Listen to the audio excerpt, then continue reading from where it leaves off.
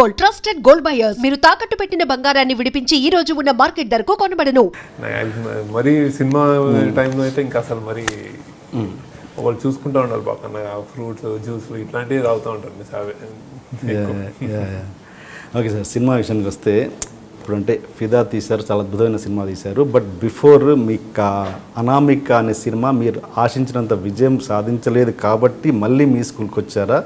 Otherwise మీ లిస్ట్లో ఇది ఉంది, ఆర్డర్లో ఇది ఉందండి. యాక్చువల్గా బేసిక్గా ఇట్లా నిర్భయ లాంటివి రోజు జరుగుతాయి మనకు. అది విజిబిలిటీ వచ్చి మనకు చాలా అందరినీ కలిసేసిన ఇన్సిడెంట్.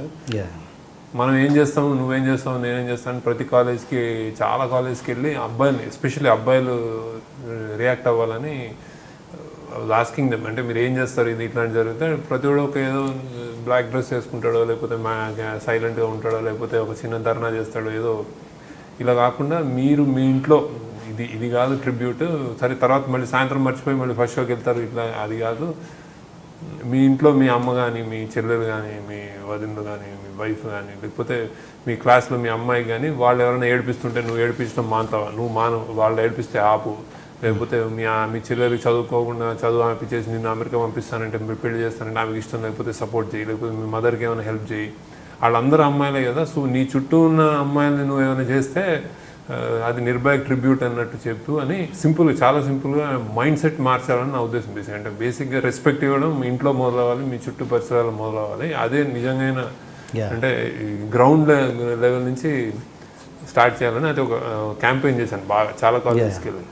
అప్పుడు నేనేం చేస్తానంటే అది డైరెక్టర్ నేనేం తీశాను సినిమాలో అంటే, ఆ టైంలో నాకేం ఏదైనా తీద్దాం అనుకున్న దాంట్లో అప్పుడు రీమేక్ ఇది వచ్చి కరెక్ట్గా అన్నీ సెట్ అయి ఉన్నాయి, ఇది తీస్తే బాగుండు అంటే నేను అప్పుడు ఇమ్మీడియట్గా నాకు అది limited audience, limited auditorium, thriller, మళ్ళీ అందులో రీమేక్, ఇవన్నీ నా మీద అది అంటే నాకు దానికి అంత ఎక్స్పెక్టేషన్స్ లేవు ఆ సినిమా మీద నాకు. అంటే భయంకరంగా ఇది ఏదో చేసేస్తుంది.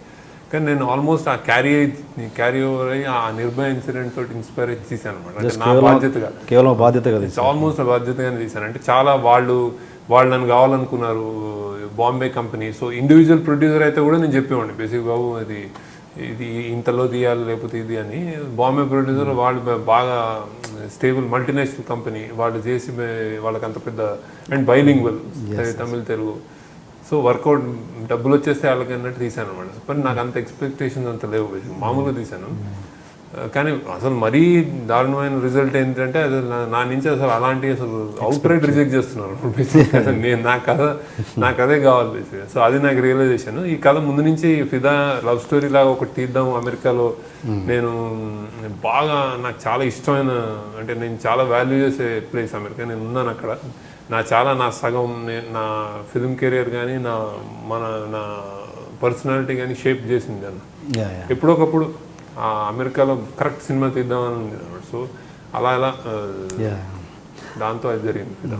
అండ్ అనామిక రిజల్ట్ మీద కావచ్చు, ఆ సినిమా పరంగా కావచ్చు, మీరు నేర్చుకున్న లెసన్ ఏంటి? ఏమన్నా ఉందా అసలు, లేదా జస్ట్ ఇట్స్ లెసన్ ఏం లేదండి యాక్చువల్లీ.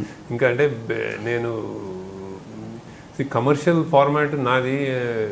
నా సినిమాలు చిన్న సినిమాలు లేకపోతే లిమిటెడ్ ఆడిటోరియం నమ్మను. నేను చాలా కమర్షియలీ చాలా పెద్ద సినిమా నా యాక్చువల్. అంటే నేను పెట్టే బడ్జెట్స్కి నాకు కన్సిస్టెంట్గా అన్ని సినిమాలు దే మేడ్ మనీ. సో నేను ఫస్ట్ నేర్చుకుని లేసాను డాలర్ డ్రీమ్స్. బేసిక్గా ఆ డాలర్ డ్రీమ్స్ చిన్నగా చేసి నేషనల్ అవార్డు వచ్చిన తర్వాత నేను అప్పుడే అమెరికా నుంచి వచ్చాను. సార్ తిరిగి వెళ్ళి ఇక్కడి నుంచి ప్రింట్లు తీసుకెళ్ళి ఒక ప్రింట్, అప్పుడు అన్ని ఇక్కడలాగా కాదు, ఆ ప్రింట్ తీసుకెళ్ళి అమెరికా తీసుకెళ్ళి ఒక వీకెండ్ వేస్తే నాకు చాలా క్లోజ్ అయ్యి నా చుట్టూ పరిసరాలు నేను చదువుకున్న నా ఫ్రెండ్సే ఆ రోజు అది నేను వాళ్ళని ఫ్రీగా సినిమా చూపిస్తానా రాలే డాలర్ డ్రీమ్స్ అనమాట. అప్పుడు నేను ఎప్పుడైనా నేను సినిమా తీస్తే ఎప్పుడు వీళ్ళు టికెట్లు అడగాలి తప్ప నేను చూడమని అడగాను అనుకున్నాను. దాని రిజల్టే ఆనంద్. అలా కన్సిస్టెంట్గా అలానే తీస్తున్నాను నేను. నా అన్ని commercially every film viable. Leader కూడా నేను అది అసలు అంటే ట్రెమర్స్ సృష్టిస్తుంది అనుకున్నది చేయలేదని, కానీ commercially it made its money. So నేను ఎప్పుడు అంటే నా only Anamika was like that. But it's their producers, వాళ్ళు బాగా డబ్బులు ఉన్నారు, వాళ్ళు పబ్లిసిటీ లేదు ఏం లేదు, అది వాళ్ళ ఇష్టం అంటే మల్టీనేషనల్ కంపెనీ. సో బట్ నేను లెసన్ అప్పుడు నేర్చుకున్నాను బేసిక్లీ. అండ్ నేను ఏది తీసినా నాకు అంటే ఈ బడ్జెట్లో ఇంత తీసి ఇలా చేస్తుందని నాకు క్లియర్ కట్ ఐడియా ఉంటుంది. ఓకే. ఫిదా కూడా నేను ముందే ప్రెస్ మీట్ రోజే చెప్పాను యాక్చువల్లీ, అంటే రిలీజ్ అవ్వకముందే చెప్పాను ఇది ఇది యాక్చువల్లీ నేను వర్డ్ యూజ్ చేసి దుమ్ము దులుపుతుంది అన్నది. అవును, కరెక్టే. ఈ వర్డ్ అంటే ఎవరు అన్నారు ఇది చాలా ఎక్కువ కాన్ఫిడెంట్గా ఉన్నారంటే అలానే ఉంది సినిమా అన్నాను. అంటే నేను 3 సార్లు చూసుకున్నాను రీ రికార్డింగ్ అప్పుడు. ఎప్పుడు చూసినా నేను ఇలాంటి సినిమా ఎవరు ఇంకా మనం చూడలేదని నాకు అర్థమైంది. అండ్ మా కష్టం అలా కనిపిస్తుంది, ఇంత కష్టపడి ఇంతగా తీసిన సినిమా ఇంకా ఎక్కడికో వెళ్తుందని నేను కాన్ఫిడెంట్గా ఉన్నాను మళ్ళీ. అదే చెప్పాను. సో నాకు ఒక జడ్జ్మెంట్ ఉంటుంది సినిమాల మీద.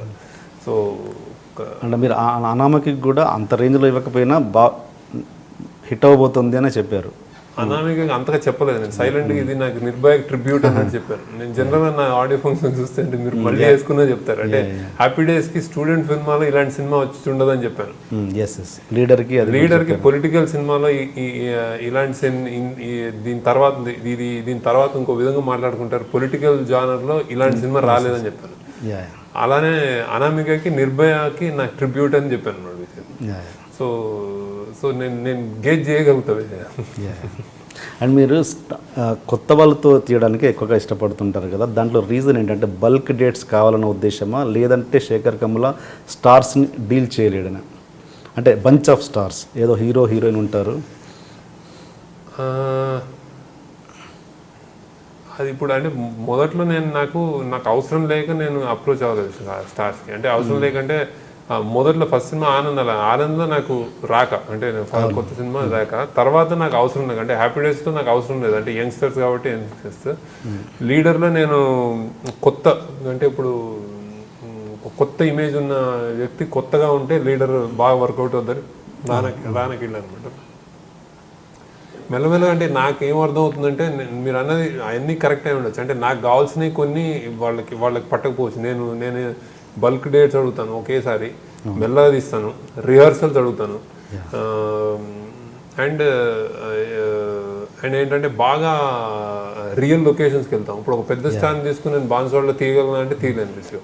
సో ఇలాంటివన్నీ నేను వెనక్కి తిరిగి చూసుకుంటే ఇవన్నీ స్టార్ వల్ల అవుతాయా అంటే కాకపోవచ్చేమో బేసిక్గా. కానీ ఇవన్నీ సెకండరీ, ఇప్పుడు తర్వాత ఆలోచనలు. కానీ ఫస్ట్ థింగ్ ఏంటంటే నేను జనరల్గా కాస్టింగ్లో కొత్త వాళ్ళని, కొత్త ఇమేజ్ లేని వాళ్ళని అట్లా కొంచెం అంటే నాకు ప్రిఫర్ చేస్తాను. కానీ అదేమి అజెండా కూడా కాదు. కొన్ని స్టోరీస్కి స్టార్ ఉంటే బెటర్. యాక్చువల్లీ ఫిదాకి నేను స్టార్ బెటర్ అవుతాడేమో అనుకున్నాను యాక్చువల్లీ. ఎందుకంటే ఇందులో ఈ కథలో ఒక ఆనెస్ట్ లవర్ నాకు ఎందుకో ఏ స్టార్ ఈ మధ్య చేయట్లేదు అనిపించింది. కరెక్ట్. అంటే ఆ స్టార్ వాళ్ళకి ఆ పొటెన్షియల్ మర్చిపోయారేమో అనిపిస్తుంది. అంటే మనం ఎంత స్టీరియోటైప్ ఏమని 10 ఏళ్ళుగా మనము పూరి జగన్నాథ్ గారి హీరోగా తీసుకుంటున్నాం బేసిక్. అంటే ఒక ఫోర్స్ఫుల్, అది చాలా బ్యూటిఫుల్ క్యారెక్టరైజేషన్ ఈడియట్లో ఆయన క్రియేట్ చేసింది. కానీ దాన్ని ఆఫ్ షూట్స్ అన్ని వేసి, అంటే ఇంకా మొత్తం అదే నడుస్తున్న టైంలో ప్రాబబ్లీ హీరోలు అంటే వాళ్ళకి వేరేగా చూడట్లేదేమో అనిపించింది. అంటే ఆనెస్ట్గా నువ్వు కంటిన్యూ పెట్టుకునే హీరో నాకు అందుకే ఎప్పుడు పవన్ కళ్యాణ్ గారి దగ్గరికి వెళ్తాను బేసిక్. తొలి ప్రేమ కానీ, ఆయన సుస్వాగతం కానీ, తమ్ముడు అండర్ డాగ్ అనమాట బేసిక్గా. మనలో ఒకడు తప్పులు చేస్తుంటాడు, నేర్చుకుంటాడు. ఆ తప్పులు చేసే తత్వం మన హీరోలకి ఒక టికెట్గా పోయింది. ఎవరు కొత్త హీరో అయినా, కొత్త లాంచ్ చేసిన ఏ కొత్త కుర్రోడైనా సరే వాడు రావడమే అన్నీ కరెక్ట్, అందరినీ కొట్టగలుగుతాడు, అసలు కాన్ఫ్లిక్ట్ అనేది లేదన్నమాట. సో ఇది మనకి నిజంగా, అంటే నేను నిజంగా కరెక్ట్ చేసుకోవాల్సిన విధానం అనమాట. సో ఇందులో ఆనెస్ట్ లవర్ ఫిదాలో కంటిన్యూ పెట్టుకుంటాడు. చాలా సిగ్నిఫికెంట్ ఏదైతే నేను స్టేట్మెంట్ చేయదలుచుకున్న సినిమాలో అది చాలా అవసరమైన స్టేట్మెంట్. ఇప్పుడు ఏంటంటే యాసిడ్ దాడులు, హెరాస్మెంట్లు, అమ్మాయి నో అంటే అబ్బాయి తీసుకోలేకపోతున్నాడు బేసిక్. అంటే ఏ అమ్మాయి అయినా, అంటే గల్లీ నుంచి ఢిల్లీ ఇక్కడ దాకా సిటీలో దాకా ఒక అమ్మాయి నాకు ఏదో అంటాడు, నువ్వు అంటే ఇష్టం అంటాడు, నాకు కాదురా, నాకు ఇష్టం లేదంటే తీసుకోలేకపోతున్నారు.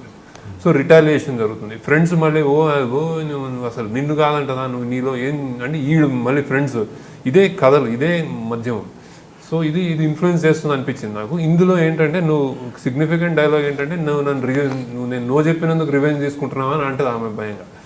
అంటే కాదు, అది నీ రైట్, నా ప్రాబ్లం, నువ్వు అంటే ఇష్టపడుతున్నాను, నేను చూడలేకపోతున్నాను, సో నేను దూరంగా నా లైఫ్లో ఉంటే నువ్వు మళ్ళీ నా ఇంట్లోకి వచ్చావు, నేను తట్టుకోలేకపోతున్నాను అంటాడు అనమాట. Almost life is beautiful Nagaraj character అది, ఆమె అలాంటి లైనే అంటది అమ్మాయి. అంటే నేను వాడిని ప్రేమించడం, నన్ను ఏమన్నా నువ్వు వాడి దాదాగిరిలో అంటాడు, నీకు అన్ని చదువు చెప్పించలే, నేను చేయలే అంటాడు.